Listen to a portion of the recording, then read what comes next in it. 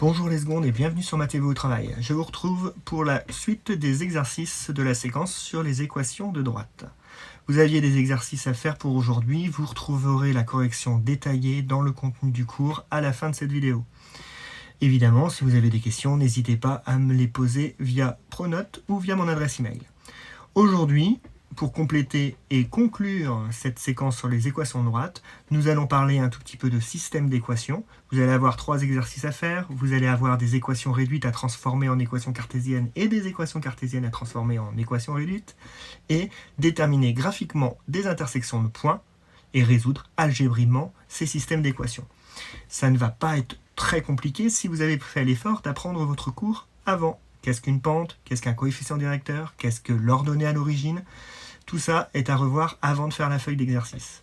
Maintenant, j'allume mon iPad comme à chaque fois et je détaille la feuille d'exercice qu'il va falloir faire pour aujourd'hui avec quelques exemples. C'est parti. L'exercice 1 est un exercice classique où nous retrouvons l'équation réduite à gauche et la droite graphique dans un repère à droite. Il faut relier le point à chaque droite. Là, il n'y a rien de compliqué. On peut déjà s'identifier à l'aide de l'ordonnée à l'origine. C'est le point qui est l'intersection sur l'axe des ordonnées. C'est le fameux P dans Y égale mx plus P.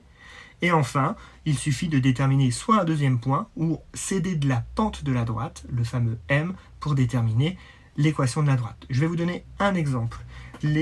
La première que je mets en surbrillance jaune, ainsi, là, y égale moins x plus 2. Le moins nous dit que nous cherchons une droite qui est donc décroissante. Le plus 2 va nous dire que cette droite décroissante passe par le point dont l'abscisse est 0 et donc l'ordonnée égale 2.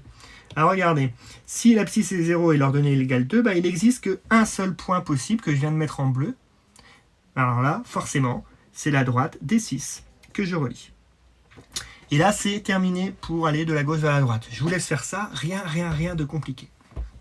Dans le petit b, vous voyez bien, dans le petit b, c'est résoudre graphiquement les systèmes d'équations.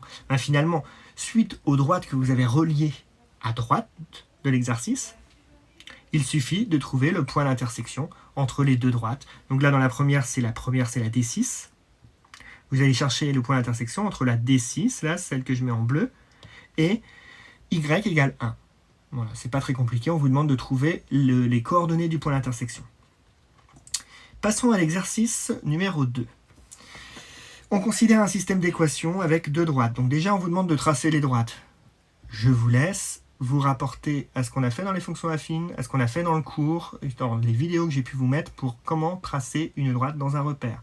On vous demande de tracer la première droite D, la deuxième droite D', et finalement, le système qui est ici, que je mets ici en jaune, le système, c'est-à-dire résoudre un système, c'est trouver le point d'intersection qu'il y a entre les deux droites, tout simplement. Et là, on vous le demande graphiquement.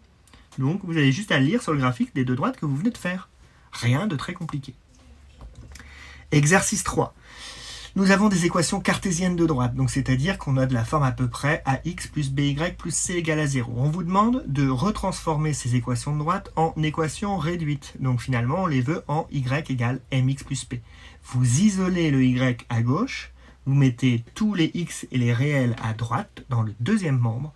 Et si par exemple à la fin vous avez du 2y égale quelque chose, pour enlever ce fameux 2 devant le y, vous divisez tout par 2. Et vous aurez le 2, le y égale mx plus p.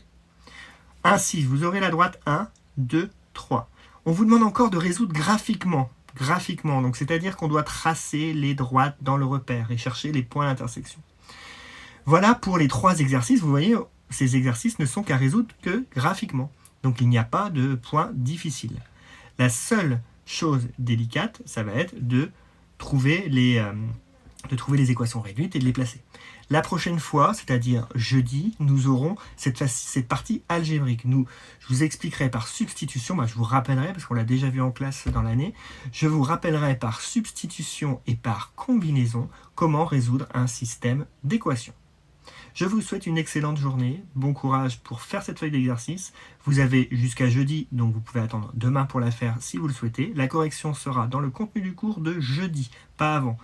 Pour toute question, je reste à votre disposition.